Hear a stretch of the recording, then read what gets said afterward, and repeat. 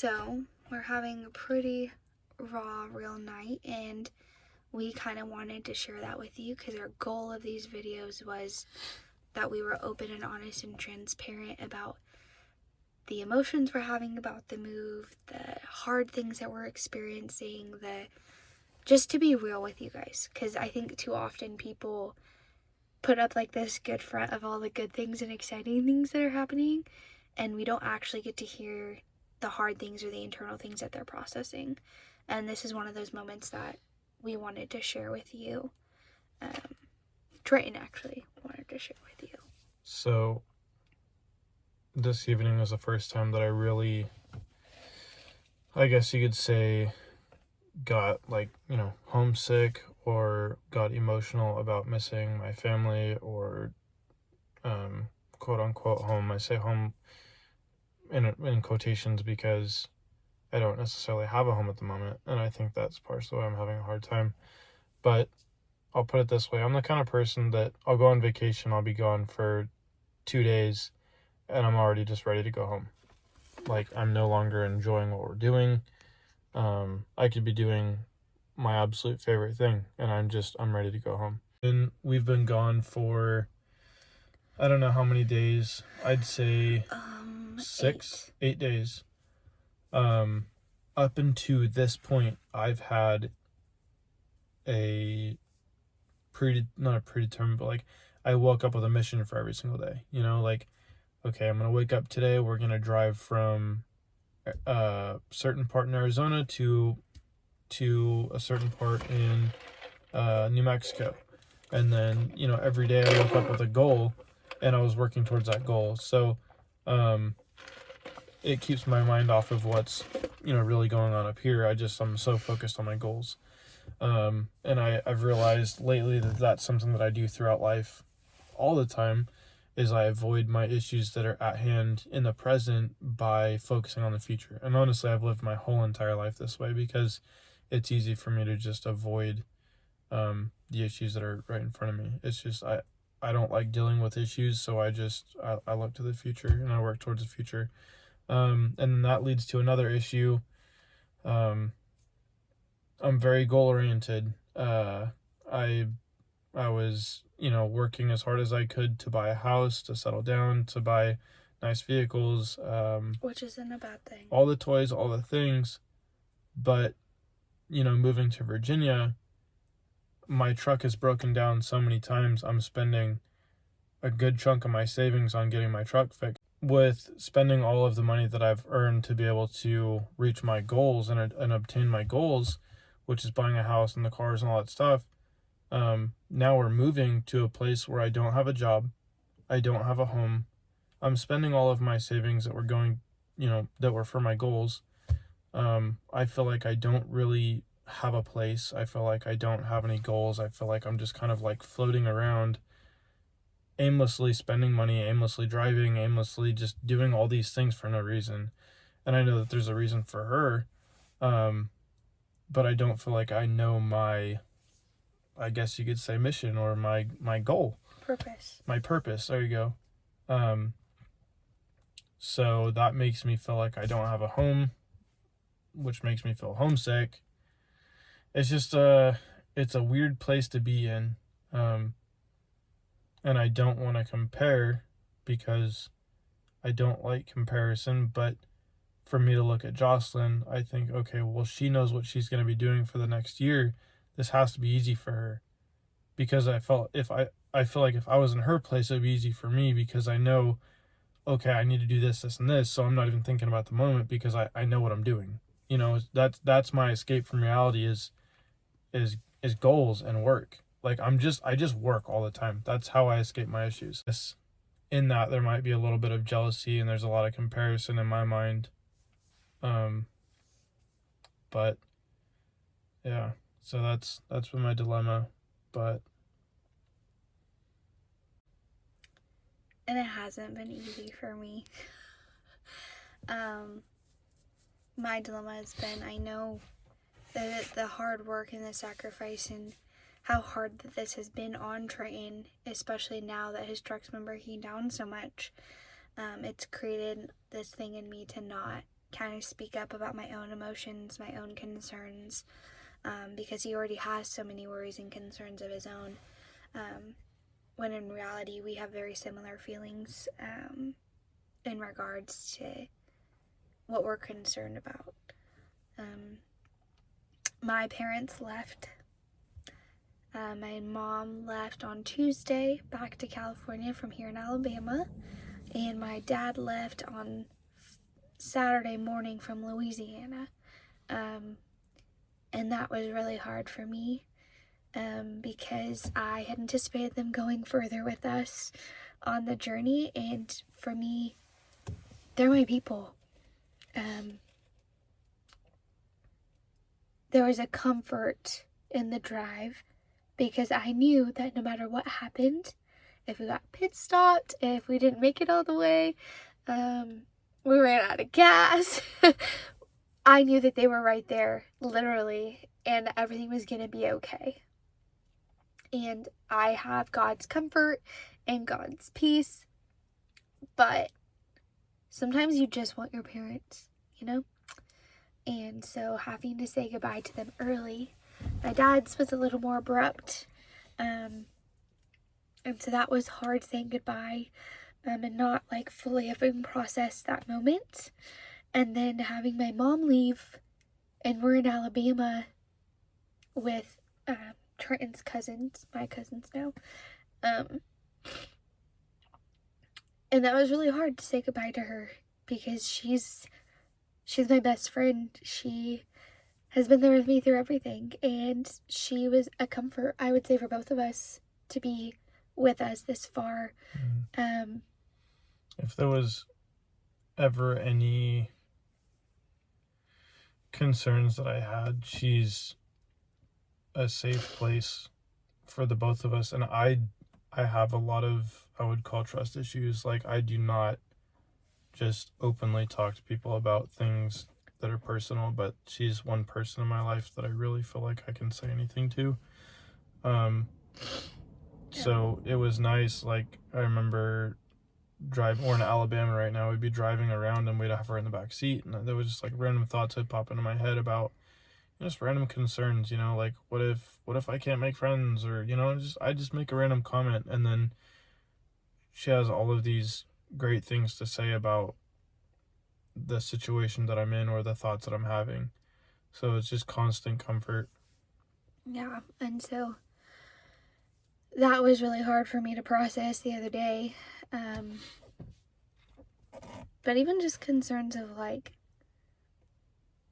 knowing that he's not okay all the time with this move.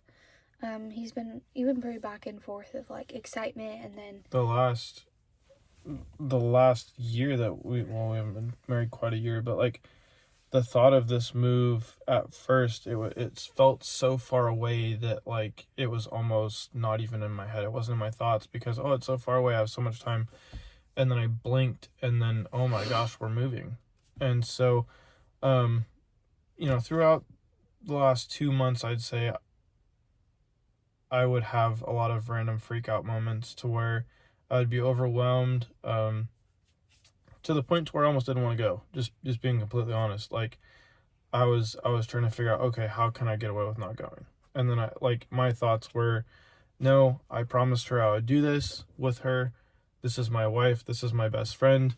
I can't leave her. I'm not going to let her do this alone. And that's one of the biggest reasons why I went. Not only that, but I felt like I need to be obedient to the Lord. There was a reason there was so much resistance. There was a reason why I was having all these thoughts, and I knew that there was something else at hand.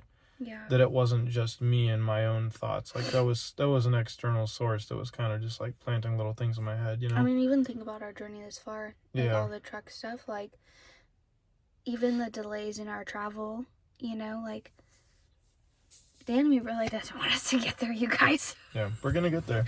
We're gonna get there, so suck it, Satan. I was literally just gonna say you could suck it. But yeah, so we've kind of come to a place of Trenton's made some really, I don't know, I'm just really proud of him for one, wanting to record this video, because this is pretty vulnerable. When we started talking about making a YouTube channel, I told her straight up, I want this to be vulnerable. Like, I want us to have real, legitimate conversations on camera so other people can see what we're actually going through. Not only for other people, but possibly even for us later on to look back at.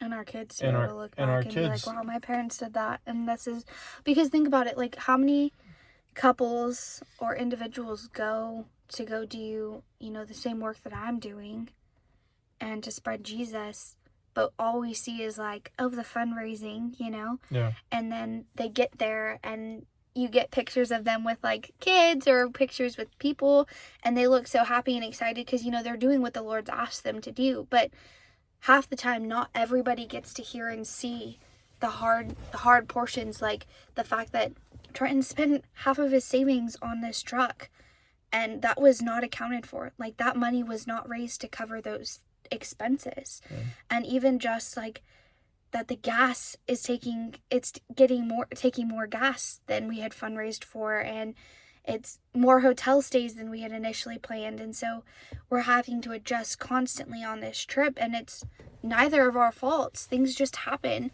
But nobody sees those things, and then also nobody sees these moments, like these turning of table moments of just raw and realness of explaining where we're at in the situation. Like, even though we're being obedient to what God's asking us to do, that doesn't always mean that it's like rainbows and sunshine and cupcakes. Like, it's hard stuff sometimes. And this is a huge goal that you are setting of what you're wanting to get out of this year. Yeah. And that means that that's taking action and being a person of your word and being a person of routine and really diving into, you know, your relationship with the Lord, you know what I mean? Yeah. I wanted these videos to be real and authentic because I used to have like a weird perception or a weird view of quote unquote missionaries. Keep on using the air quotes, I don't know why. I thought that they were just people that didn't know what they wanted to do with their life. I thought there were people that were just kind of freeloaders that, you know, give me money so I can travel for free and go see new places. But now I'm in their place and I'm not really doing missions work necessarily. But I'm standing right beside somebody who is, and I'm doing all the same things that she is. I'm experiencing leaving family so we can go help other families. So we're sacrificing, you know, time with our family. It's very valuable time. And this is not for pleasure. I mean, there's definitely some parts of it that is fun, you know. I mean, you guys will see all the videos and pictures of us. Amarillo. Amarillo. Favorite stop so far. You know, there was a lot of cool things that we've experienced on this trip, and I'm blessed that I have family in other states that we got to use this trip to be able to see them and spend time with them. But this is not easy. This is hard emotionally. This is hard mentally. Even physically. I mean, the seats in my truck are not comfortable. My seat's cracked. Like half of the seat is ripped off. Yeah. Her car is comfortable, and I'm happy that she's gonna now her parents were driving her car. So I could be with him. So now she's taking over her car, so her car's gonna be comfortable for her. I have to drive alone, you guys. I'm freaking out. I think you're gonna like it. You're gonna be jamming out to some music. I know, because you listen to like podcasts, and which I love podcasts, don't get me wrong, but you're just so inactive when you're driving. I'm like seeing the radio dim out. And anyways, this video started off kind of like tears and emotional, but I think it's ending well. Triton was able to figure out some goals as far as what he's wanting to get out of this year. Yeah, you want to talk about that? Do you want me to explain that, or like, do you want to? I can explain it. If you want to share, you don't have to share. So that can be between you and me. So I'm gonna use this year. My exact words to Jocelyn was, "I'm gonna use this year, almost like it's rehab, to break bad habits, to learn how to be consistent in certain things. I have a tendency to be very serious, You guys think that? and be very laser focused on on goals, and if anyone got in my goals, like, just kind of shove them out of the way, like, just let me do what I need to do, let me get it done. I was short with people, very irritable, impatient, to the point to where I wasn't actually being the real me, who I'm supposed to be. Like, I can feel within myself, like, I have the deepest, biggest desire to just love people. I really do. I want to be called a sweet person. Like, that's what, when I die, I want people to say, man, he was a genuine, really sweet-hearted person. Like, I want to be a sweetheart. That's what I want to be. And I don't want it to be fake. I don't want to just do it because I'm trying to please people. Like, I want to be sweet because that's just who I am. I don't want to have to force it. I don't want it to be a show.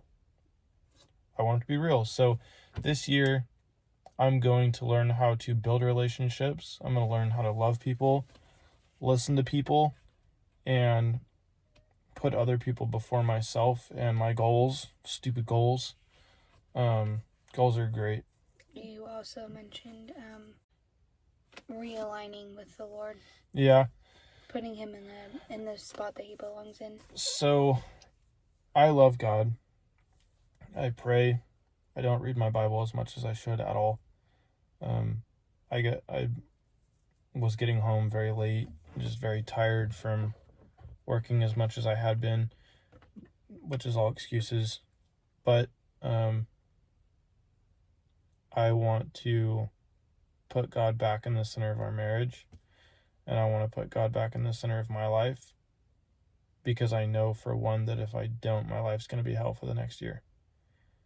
I don't know if that's bad language or not to put on this video, but oh well. We can censor it if needed. The reason I say that is because I don't like being in the unknown. I know a lot of other people probably don't either, but being in the unknown with God, you always know. Like, as long as he's the one thing that you can count on, it doesn't matter if everything else is in the unknown. Because he's always known, he's always rock solid. So you have one thing to count on. As long as you have one thing to count on, I feel like you're okay. So with that being said, I need to put him back in the center because he's my pillar. He needs to be my pillar because... Foundation. But you can lean on a pillar. But the pillar won't be firm if you don't have a foundation. God is my firm foundation. What if you dug like a really... The rock on which I stand. I'm sorry, I broke out the worship song. It's in the Bible too. I'm not saying a pillar's wrong. I'm just saying a pillar will fall over if it doesn't have a good foundation. Not if you bury it in the ground 4 feet. And the foundation is the dirt. I'm going to bury myself in the dirt, which is the foundation, and that's God, okay? Goodness gracious, Jocelyn Paige Schneider. I'm sorry. I don't know who that is. I don't know her. Isn't there a song about something I used to know? Like, somebody that I used to know. I'm sorry I didn't say your name right. Yeah, you want to correct that for the peoples? Jocelyn Paige Bowers. Yeah, JPB.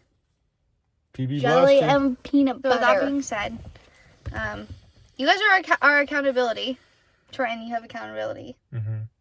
I know a lot of y'all are going to say, you guys need to be more with each other. You know, you guys need to help each other out more because it sounds like we're super separated. I know. We are making adjustments in our marriage.